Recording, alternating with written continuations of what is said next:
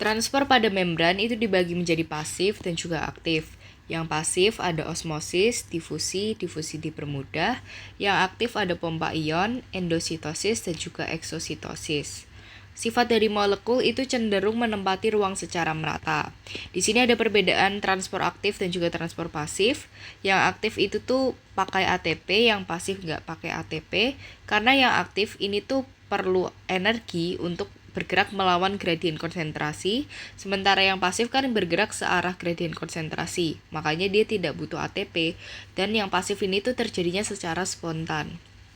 Lalu larutan jika dibandingkan dengan larutan lain itu tuh ada hipertonik. Hipertonik itu konsentrasi zat larutnya tinggi, zat larutnya rendah. Hipotonik kebalikannya, konsentrasi zat larutnya rendah, zat larutnya tinggi. Isotonik itu tuh yang sama. Lalu masuk ke yang transport pasif, ada 3 tadi, osmosis, difusi, dan difusi dipermudah. Osmosis itu tuh ada perpindahan air dari yang hipotonik ke yang hipertonik pakai membran semi-permeable. Dari yang kaya air, hipotonik itu kan zat pelarutnya tinggi. Dari yang kaya air ke yang miskin air, hipertonik zat pelarutnya rendah. Difusi itu perpindahan zat larut dari yang hipertonik ke hipotonik sampai seimbang. Yang kaya zat larut ini kan hipertonik, yang miskin itu tuh hipotonik. Jadi acuannya kalau osmosis itu tuh air, kalau difusi itu acuannya zat larut. Contoh dari difusi ini ada saat kita bernafas di alveolus kita tuh ada pertukaran antara karbon dioksida dan oksigen. Sistemnya tuh kayak gini. Ketika kita menghirup udara, ada oksigen dan karbon dioksida yang masuk ke alveolus. Karena saat kita menghirup udara kita kan tidak cuma berisi oksigen, tapi pasti ada karbon dioksida yang masuk juga. Darah itu tuh mengedarkan oksigen ke seluruh tubuh, sehingga oksigen dalam darah itu tuh jadi sedikit. Lalu setelah kita nafas gitu kan, respirasi sel menghasilkan karbon dioksida. Darah ini juga menyalurkan karbon dioksida. Karbon dioksida dari darah terdifusi ke dalam alveolus, sedangkan oksigen dari alveolus terdifusi ke darah. Karena karbon dioksida dari darah ini kan banyak, jadi dia berbagi ke yang miskin. Oksigen dari alveolus kan banyak, makanya dia masuk ke darah. Gitu. Terus ada difusi terbantu atau dipermudah atau terfasilitasi sama aja, yaitu adalah difusi dengan perantara protein integral atau protein pembawa atau protein transport. Ya pokoknya protein pembawa itulah protein transport. Dengan syarat zat terlarutnya itu bukan gas, karena kalau gas kan angger masuk ya.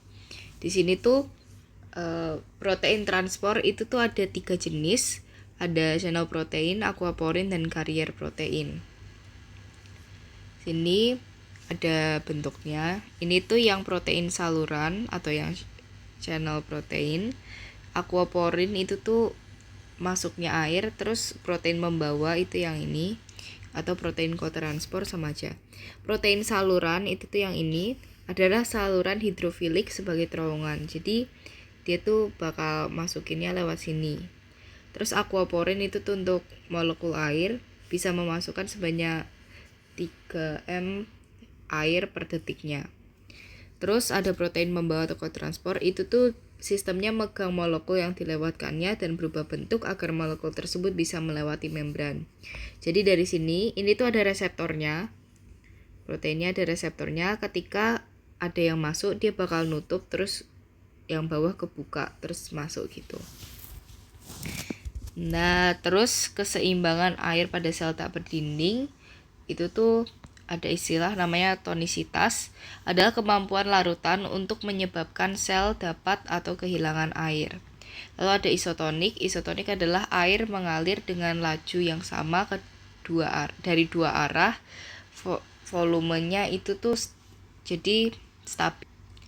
Jadi sebenarnya tuh isotonik tuh bukannya sama gitu ya, kayak nggak ada pergerakan molekulnya gitu, tapi ada, tapi kayak airnya tuh bergerak dari dua arah yang secara bersamaan gitu loh, jadi kayak nggak kelihatan beda, tapi sebenarnya ada perpindahannya.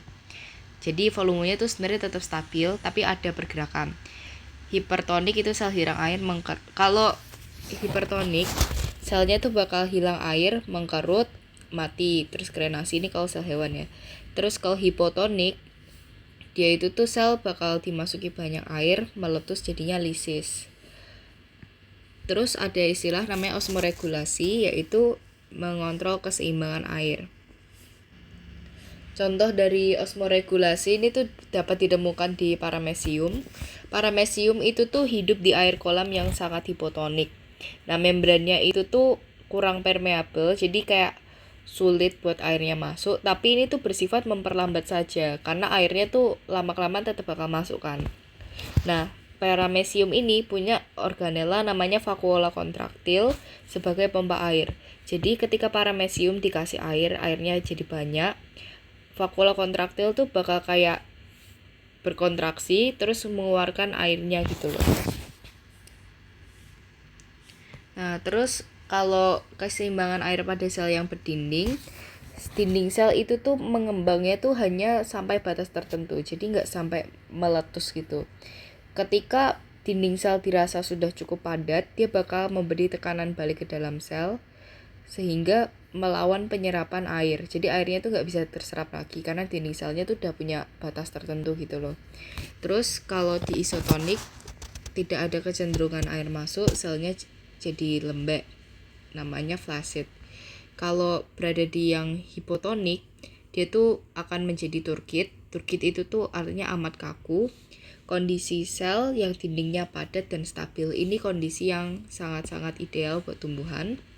Kalau hipertonik, selnya bakal mengkerut karena airnya bakal keluar kan.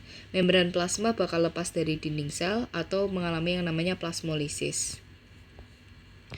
Kalau yang aktif, itu tuh dari konsentrasi rendah ke konsentrasi tinggi. Jadi melawan arah gradien konsentrasi gitu ya. Terus ya dia butuh energi untuk memompa zat melawan arah gerak gradien. Sehingga aktif gitu. Terus dia memakai protein membawa agar sel mempertahankan konsentrasi internal saat terlarut kecil yang beda dengan lingkungan.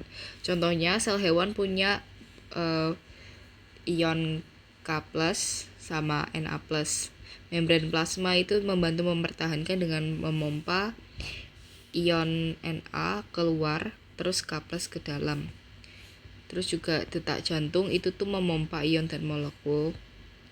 ATP menyuplai tenaga dengan cara mentransfer gugus fosfat terminalnya menjadi protein transport. Terus menginduksi proton agar berubah bentuk, memindahkan zat lewat membran. Nah, terus jenis transport aktif itu tuh yang transport aktif itu tuh ketika zat terlarutnya besar. Kalau zat terlarutnya kecil itu kan bisa lewat yang tadi difusi terbantu itu kan. Ada beberapa jenis, ada pompa ion, ada eksositosis, ada endositosis. Pompa ion tuh contohnya Na dan K+, eksositosis itu yang keluar sel, endositosis itu ada fagositosis, ada pinositosis. Pompa ion itu tuh kayak gini, semua sel itu tuh punya energi potensial listrik di kedua sisi membran. Terus sitoplasma relatif bermuatan negatif mendukung protein transfer pasif kation ke dalam sel, anion keluar sel. Ion berdifusi menuruni gradien elektrokimiawi. Kombinasi gaya-gaya yang bekerja pada suatu ion adalah gradien elektrokimiawi. Intinya nanti dari sini si ion natrium 3 spesifik 3 bakal masuk ke protein kotranspornya. Nah, terus karena dia udah masuk 3-3-nya, dia bakal merangsang ATP untuk datang sehingga terjadi namanya fosforilasi. Fosforilasi adalah fosforilasi itu tuh memicu protein jadi terbuka sehingga aliran memicu 3 ion natrium tersebut untuk keluar dari sel. Terus protein kotranspornya kan kosong. Dia tuh memicu 2 ion kalium untuk nempel. Terus memicu fosfat lepas dari protein kotranspor, membentuk protein kotranspor balik arah ke dalam, memasukkan ion K+. Jadi dari sini kan ada 3 nempel. Terus habis itu ATP datang, terus fosforilasi, ATP jadi ADP. Nah dari fosforilasi ini proteinnya tuh jadi nutup bagian sininya, terus ininya keluar, Na-nya 3 nih keluar. Nah karena dari sini protein kotranspornya kosong, dia itu tuh memicu si kalium ini buat masuk. Kaliumnya masuk itu tuh memicu ATP-nya tadi lepas. Fosfatnya lepas. Nah, fosfatnya lepas ini tuh memicu buat si proteinnya balik masuk dalam lagi, terus kaliumnya dilepas masuk dalam. Gitulah ininya. Terus ada endositosis. Endositosis itu memasukkan zat luar ke dalam sel dengan cara membuat vesikel atau gelembung, dengan cara membentuk lekukan di membran memakai ATP. Dia melepas ke dalam, kalau dia melepas itu tuh jadinya vesikel makanan. Ada 2, ada fagositosis, ada pinositosis. Fagositosis itu tuh yang sel padat, jadi bisa berubah makanan dan lain-lain, dengan pseudopodia lalu dibungkus membran. Pseudopodia itu tuh kaki palsu. Contohnya amuba makan bakteri, leukosit makan bakteri. Jadi kan kayak gini. Jadi ada yang mau dimasukin, dia bakal membrannya bakal melikuk, terus jadi ini. Terus masuk sama lisosom, terus jadi nutrisi dan lain-lain. Terus ada pinositosis. Pinositosis itu memasukkan cairan ke dalam membran membentuk vesikula. Intinya fagositosis itu tuh padat, pinositosis tuh cair. Eksositosis itu tuh mengeluarkan zat dari dalam keluar sel dengan cara vesikelnya tuh nanti fusi dengan membran, contohnya protein dari vesikel sekretory dan sisa-sisa bakteri. Jadi tuh kayak gini. Kan yang ini gabung sama yang endositosis, yang fagositosis khususnya. Partikel-partikelnya masuk, partikel padat, terus jadi vesikel, jadi gelembung kan. Gelembungnya ini itu tuh bakal ketemu sama lisosom, terus tuh kayak isinya tuh dikeluarin ke sitoplasma. Nah setelah itu dia ini tuh sisa-sisanya itu tuh bisa dikeluarin lagi pakai eksositosis. Jadi dia dikeluarin kayak gini, gelembungnya bakal nempel terus keluar partikelnya.